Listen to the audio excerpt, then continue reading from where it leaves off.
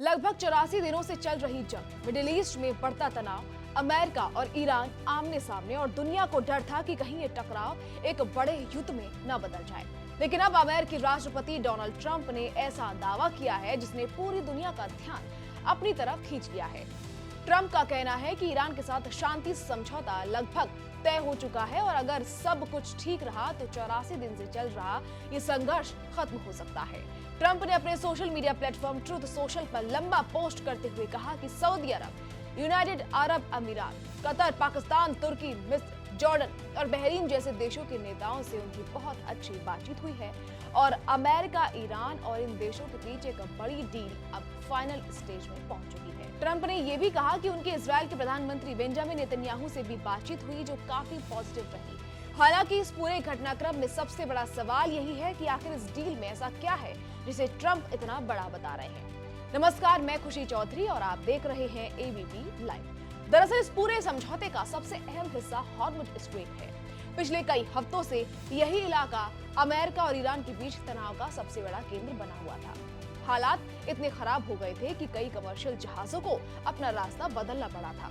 US CENTCOM के मुताबिक America ने ईरानी पोर्ट्स के आसपास समुद्री दबाव बनाकर करीब 100 कमर्शियल जहाजों को दूसरी तरफ मोड़ दिया था। इसका मकसद ईरान पर आर्थिक दबाव बनाना था, क्योंकि अगर स्ट्रेट ऑफ हॉर्मुज बंद हो जाता तो पूरी दुनिया में तेल सप्लाई पर असर पड़ता और इसका सीधा असर पेट्रोल डीजल की कीमतों से लेकर ग्लोबल मार्केट तक नजर आता। अब ट्रंप का दावा है कि इस डील के तहत हॉर्मुज स्ट्रेट को फिर से खोला जाएगा, लेकिन यहाँ कहानी में एक बड़ा ट्विस्ट भी है। ईरान ने ट्रंप के इस दावे को पूरी तरह स्वीकार नहीं किया। ईरान का कहना है कि हॉर्मुज स्ट्रेट पर उसका कंट्रोल बना रहेगा। रिपोर्ट्स के मुताबिक ईरान सिर्फ उतने जहाजों को गुजरने देने पर सहमत हुआ है जितने युद्ध से पहले गुजरते थे, यानी रास्ता पूरी तरह खुला होगा या नहीं इस पर अभी भी तस्वीर साफ नहीं है।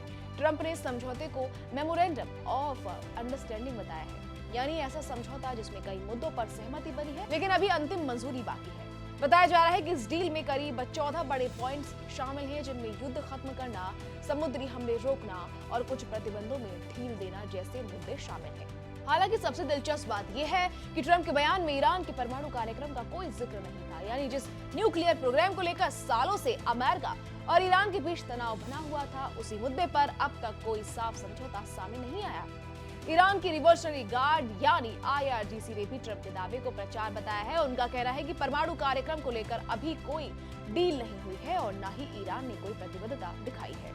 अब सवाल ये उठ रहा है कि अगर न्यूक्लियर मुद्दा अभी भी अटका हुआ है तो क्या ये शांति समझौता लंबे वक्त तक टिक पाएगा।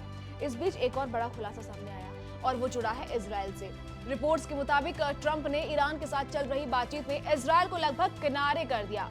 एक रिपोर्ट में दावा किया गया कि अमेरिका और ईरान के बीच चल रही बातचीत से इजराइल लगभग बाहर है। रिपोर्ट में 2 इजरायली रक्षा अधिकारियों के हवाले से कहा गया कि इजराइल को बातचीत की जानकारी सीधे नहीं मिल रही, बल्कि दूसरे रास्तों से जानकारी जुटानी पड़ रही है। यानी जिस इजराइल को हमेशा अमेरिका का सबसे करीबी साथी माना जाता, उसी को इस बार बातचीत से दूर रखा गया। इतना ही नहीं, एक और रिपोर्ट के मुताबिक जब ट्रंप ने नेतन्याहू से फोन पर इस डील को लेकर बात की तो इजरायली प्रधानमंत्री काफी नाराज हो गए थे। बताया जा रहा है कि ट्रंप एक ऐसे लेटर ऑफ इंटेंट पर काम कर रहे हैं जिसके तहत पहले युद्ध रोका जाएगा और फिर 1 महीने तक बातचीत का दौर चलेगा। यानी अमेरिका इस बार सीधे युद्ध के बजाय बातचीत और डिप्लोमेसी के रास्ते पर ज्यादा भरोसा करता नजर आ रहा है। इस पूरे मामले में पाकिस्तान का नाम भी सामने आया है। पाकिस्तान के प्रधानमंत्री शहबाज शरीफ ने उम्मीद जताई है कि अमेरिका और ईरान के बीच अगली बातचीत पाकिस्तान में हो सकती है। उन्होंने ट्रंप के कोशिशों की तारीफ करते हुए इसे असाधारण कोशिश बताई। वहीं अमेरिकी विदेश मंत्री मार्को रूबियो पहले ही संकेत दे चुके थे कि बातचीत सही दिशा में आगे बढ़ रही है। उन्होंने कहा था कि किसी भी डील के लिए ईरान को हॉर्मुज स्ट्रेट खुला रखना होगा और अपना एनरिच्ड यूरेनियम सरेंडर करना होगा। हालांकि अभी तक इस पर भी कोई अंतिम जानकारी सामने नहीं आई। फिलहाल पूरी दुनिया की नजर अब इसी बात पर टिकी है कि क्या सच में अमेरिका और ईरान के बीच ये डील हो पाएगी या फिर आखिरी वक्त में बातचीत फिर टूट जाएगी। क्योंकि अगर ये समझौता हो जाता है तो न सिर्फ 84 दिन से चल रहा तनाव खत्म होगा, बल्कि मिडिल ईस्ट की राजनीति में भी बड़ा बदलाव देखने को मिल सकता है। लेकिन अगर बातचीत नाकाम रही तो हालात फिर से युद्ध की तरफ जा सकते हैं। फिलहाल ट्रंप इसे अपनी बड़ी डिप्लोमेटिक जीत की तरह पेश कर रहे हैं, लेकिन असली तस्वीर तब साफ होगी जब इस डील का आधिकारिक ऐलान होगा और दुनिया को पता चलेगा कि आखिर अमेरिका, ईरान और बाकी देशों के बीच पर्दे के पीछे क्या क्या तय हुआ। फिलहाल के लिए जुड़े रहिए हमारे साथ और देखते रहिएगा एबीपी लाइव।